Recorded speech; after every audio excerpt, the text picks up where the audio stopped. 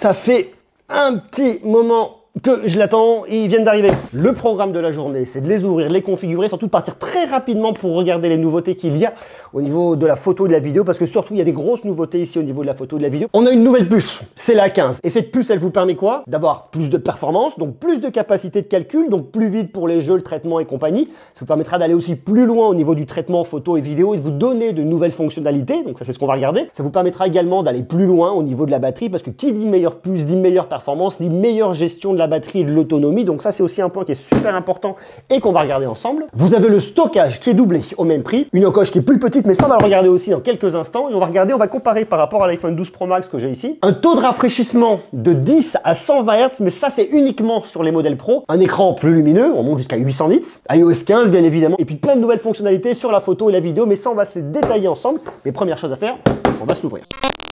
C'est aujourd'hui une vidéo qui est réalisée en partenariat avec Rhinoshield. Alors Rhinoshield vous propose des coques pour beaucoup de téléphones, mais aujourd'hui on va se concentrer sur l'iPhone 13 mini, l'iPhone 13, l'iPhone 13 Pro et l'iPhone 13 Pro Max. Vous avez différents types de protection. Vous allez aussi bien de la Solid Suite à la Mode NX, à la Crash Guard, et puis vous pouvez venir personnaliser vos coques. Vous avez plein d'accessoires, on va regarder ça dans quelques instants, des protections d'écran, des câbles, des protections d'objectifs. Solid Suite, c'est quoi la Solid Suite? C'est une coque qui va venir complètement protéger l'arrière de votre smartphone. Vous avez différentes finitions, de la finition noire, de la finition uni blanc, de la rose poudrée, vous avez du bleu marine, et après vous avez des matériaux, vous avez le bois, vous avez la fibre de carbone, le cuir noir, le métal brossé, et vous pouvez même venir les personnaliser. Regardez ça, c'est un truc que j'aime beaucoup. Si vous voulez des petits flamants roses, vous pouvez avoir des flamants roses. Si vous voulez de la musique, vous pouvez avoir de la musique. Vous avez je sais pas combien de pages, donc je suis sûr que vous trouverez votre bonheur là-dedans. Et en plus de ça, vous avez des collaborations avec plein de marques différentes: Hello Kitty, Pac-Man, League of Legends, Harry Potter, Ricky Morty, Friends, One Piece, Popcorn, enfin je vous en passe des meilleurs. Il y a le PSG, il y a Fairy Tail, il y a la NBA, il y a Fortnite.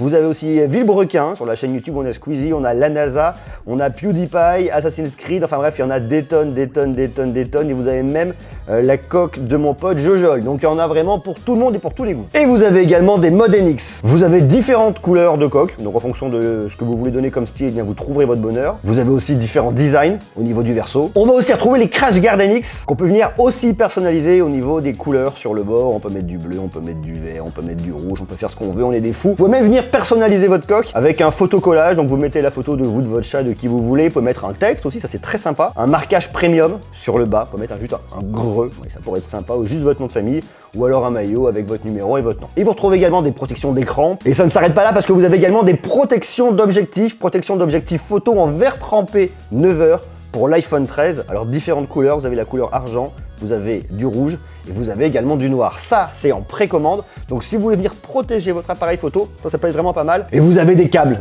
tressés, du câble renforcé Lightning vers USB. Vous avez du câble Lightning aussi vers USB-C. Et vous avez toujours 5% de remise avec le code GREU21. Une fois de plus, le lien est en bas dans la description. Alors, qu'est-ce qu'on a mis ici? Des coques, iPhone. Alors pour ma part, on m'a posé la question, on m'a dit: Aurélien, qu'est-ce que tu veux comme iPhone? J'ai dit, je veux un iPhone 13, je veux un iPhone 13 Pro Max. L'iPhone 13 et l'iPhone 13 mini et l'iPhone 13 Pro et 13 Pro Max sont exactement les mêmes modèles. Les seules différences que vous avez, c'est la taille de l'écran, la diagonale, et la taille de la batterie, parce qu'on a forcément un peu plus de place dans le 13 que dans le 13 mini, et un peu plus de place dans le 13 Pro Max que dans le 13 Pro. Ça, c'est le 13. Alors, il y a un truc qui a changé chez Apple, c'est que comme ils vous mettent plus les blocs de charge, eh bien, ils vous mettent des boîtes toutes petites. C'était déjà le cas l'année dernière. Du coup, pour la France, comme les écouteurs sont obligatoires, eh bien, ils vous font ces boîtes qui sont un petit peu moches. Mais bon, voilà, on est obligé d'y passer. Donc là, vous avez vos écouteurs à l'intérieur. Et là, vous avez votre iPhone. Donc ça, c'est l'iPhone 13. Et ici, on va avoir le 13 Pro Max. Oh là là là là, j'adore ces nouvelles couleurs. Et il faut savoir que l'année dernière, pendant toute l'année, j'ai utilisé, à guise de téléphone perso, eh bien, un 12 Pro Max. Donc je peux vous dire que c'est des téléphones que je connais sur le bout des doigts pour l'avoir tous les jours. L'ouverture est toujours très facile chez Apple. Oh là là là là, cette couleur, elle fait vraiment mal aux yeux, elle est vraiment très belle. J'ai l'impression que le système d'ouverture est différent. Je pense que c'est qu'en fait, Apple change leur boîte pour les rendre beaucoup plus éco-responsables. Du fait, vous avez plus de petits papiers. Oh là là, j'adore les couleurs qu'ils m'ont mis ici. Regardez ça, c'est hyper canon. Là, c'est brillant sur le 13. Sur le 13 Pro Max, c'est complètement mat. Hop là. 12 Pro Max, 13 Pro Max. La première chose qui va vous sauter aux yeux, le module photo est plus grand sur le 13 Pro Max que sur le 12 Pro Max. Bon, il est un peu dégueu, le mien, il fallait que je nettoie.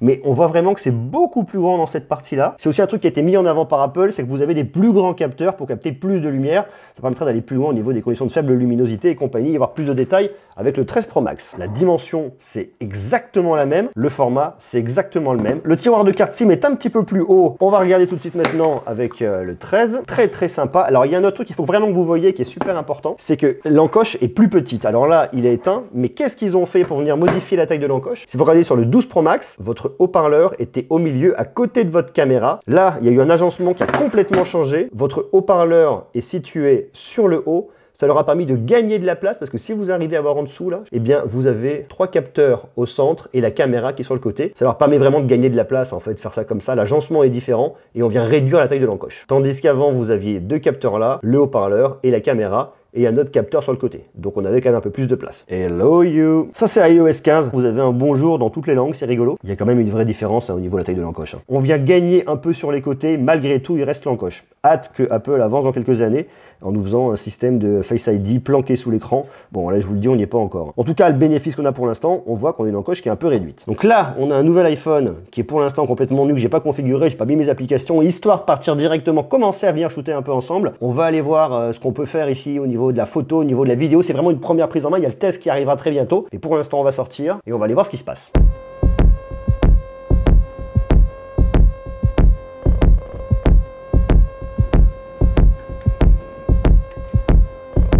Je filme tout avec l'iPhone 13 Pro Max.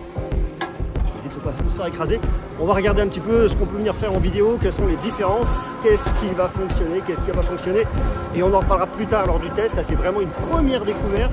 Donc tout est filmé comme ça. Et on va aller se poser dans un spot qui est pas mal.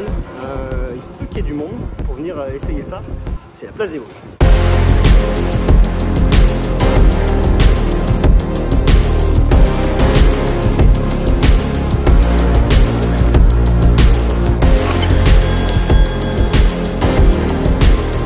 Je vais avoir un mode vidéo qui va m'intéresser, c'est ce qu'on appellera le mode cinématique.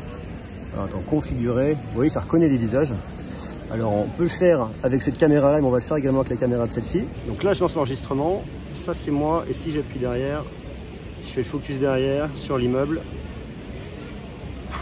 C'est énorme. Vous voyez il y a plusieurs trucs, là j'ai fait un verrouillage. Si je rappuie là, verrouillage autofocus, donc c'est que sur ma tronche. J'appuie derrière, je suis sur la personne derrière, je choisis mon point en fait, je choisis mon focus. Où est-ce que je veux le faire? Donc là j'ai ma vidéo qui est en train de tourner. Et après, je peux faire ça en post-prod, mais je sais pas comment ça marche. Modifier. Voilà, c'est ça en fait. Regardez, là j'ai les points là dans ma timeline où je vois l'endroit où les points ont changé et je dois pouvoir, lorsque je suis à un endroit, au moment où je tourne, je clique sur lui. Voilà, le focus il se fait là. Ensuite, je reviens, je clique sur moi. Et là, ça refait un point sur moi. Je fais OK. C'est hyper simple en fait. Hein. Vous voyez, je découvre là, donc c'est vraiment hyper simple. Donc ça, c'est le mode cinématique qui marche en selfie, mais qui marche également de l'autre côté, bien évidemment. Alors, il faut faire gaffe, faut pas filmer non plus les gens, mais vous voyez, si je veux faire sur l'herbe devant, je fais sur l'herbe. Je veux mettre derrière sur les arbres. Hop, attention, le seul truc, vous voyez, c'est quand ça me capte des visages, ça récupère le focus directement sur les gens. De la même manière, je suis comme ça, je vais venir faire une photo, j'ai un nouveau mode avec des filtres. Je swipe ici et je vais venir retrouver mes filtres. Donc là, j'ai le filtre standard, contraste intense, oh, c'est effectivement, c'est très contrasté. Ok, j'ai quoi? Ça c'est vif, chaud, ouais, froid. Alors là, je choisis en fait, et après je peux modifier les tons. C'est pas mal, hein. Hop, ça c'est pour les tons et la température. Ce qui fait que en fait, je viens complètement customiser l'expérience. Alors l'idée du filtre, une fois qu'il est appliqué, il restera tout le temps posé là, ce qui fait que vous n'allez pas pouvoir venir le changer. Vous êtes toujours sur le même filtre, donc ça peut être un petit peu relou. N'oubliez pas de venir changer si vous voulez pas toujours avoir ce même filtre là, parce qu'il va s'appliquer lorsque vous allez venir faire toutes vos photos. Ça c'est le truc qui est aussi important à savoir. Autre truc, c'est que j'ai un téléobjectif avec un zoom optique x3. Regardez la qualité là. Je me mets à contre-jour, ça crame pas, ça me crame rien. C'est quand même vachement bien. Hein. Vachement bien. Donc là, hop là, je suis sur mon grand angle. Zoom optique x3 et je peux monter en x15. Bon après forcément la stabilisation est pas là. Et pour la vidéo, comme ça marche vachement bien. Donc là je suis en x1, je passe en x3. Et sur l'ultra grand angle. Là typiquement ici c'est un lieu ultra grand angle. Parce que j'ai pas de recul, ça marche super bien. Alors la caméra de selfie c'est pas mal mais c'est moins ça hein, au niveau de la qualité. Regardez là déjà le ciel. Au niveau de la plage dynamique là on a un peu plus de mal. On n'est pas sur le même capteur, hein. Clairement, le traitement c'est pas le même. Là, il y a vraiment le focus sur mon visage pour que ça marche, pour que ce soit net. Bon, là, je vais un peu chercher la merde, honnêtement, mais c'est pas mal. Hein. Et il y a un tout nouveau mode, c'est le mode macro. Ce qui fait que normalement, si je me rapproche, là, regardez la paf, on le voit, la transition. Regardez, là, je suis sur mon grand angle et hop, je passe sur l'ultra grand angle et là, je peux me rapprocher, faire de la macro. Ah ouais. C'est pas mal, hein. Faut pas bouger, hein, mais c'est pas mal. Regardez le changement, là, on le voit vraiment. Hein, parce que je passe de là à là. Et surtout, vous avez de la macro jusqu'à 2 cm. Et normalement, je peux aussi faire de la macro en vidéo. Faites voir, reviens par là, toi. Là, du coup, il déclenche pas automatiquement. Normalement, il doit le faire automatiquement. Alors, si je me mets sur l'ultra grand angle, je l'ai. Mais pourquoi je l'ai pas, sinon, c'est étrange. Je me mets sur le grand angle. Je me rapproche, je me rapproche, je me rapproche. Ah si, c'est bon, là, je l'ai, la macro. Vous voyez? Oh la vache, c'est énorme. Qui dit plus grand capteur dit forcément plus de luminosité, donc c'est sûr que ces iPhones, et connaissant la qualité des iPhones, on va avoir un truc qui va très bien marcher. Déjà, je suis très bluffé, hein, parce que je vois à l'arrière, ça marche bien. Je vous le dis, hein, ça fait plus d'1 an, voire 2 ans que j'ai des iPhones. Donc bon, en les utilisant tout le temps, même si j'utilise plein de téléphones, je suis vraiment très satisfait de la qualité derrière. Donc là, je sais que derrière, avec ce 13 Pro Max, toute la gamme 13, hein, ça va vraiment déchirer. Pareil pour les photos de nuit, alors on se la regardera un peu plus tard, on va pas forcément se faire des photos de nuit tout de suite. Autre nouveauté, c'est le Smart HDR.